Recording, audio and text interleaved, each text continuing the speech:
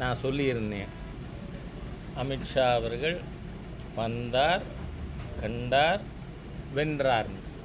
அதனால் தமிழகத்தில் 7வது தடவையா 7.5வது தடவையா எனக்கு தெரியாது, திமுக வரும்னு கனவு காண்பவர்களுக்கு அன்னைக்கு அந்த கனவில் அந்த பெட்டியிலே ஆணி அடிக்கப்பட்டது. காரணம் என்ன?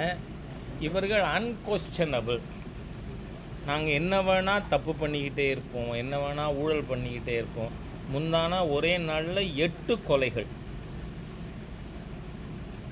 காவல்துறைக்கு அமைச்சர் யார்? முத்துவேல் கருணாநிதி ஸ்டாலினா? அவரோட ஆட்சி லட்சணம் என்ன நமக்கு தெரியுது. எல்லாத்துலேயும் ஊழல். நீங்கள் பார்த்தீங்கன்னா சென்னையில் கக்கூசில் ஊழல், கக்கூசில் காசு பொறுக்கிற தீய சக்திகள், கேவலமானவர்கள் இன்றைக்கி ஆட்சியில் இருக்கிறவங்க. அதனால் இந்த ஊழல், ஊழல், போதை அரசாங்கத்தை மக்கள் வீட்டுக்கு அனுப்புவார்கள்.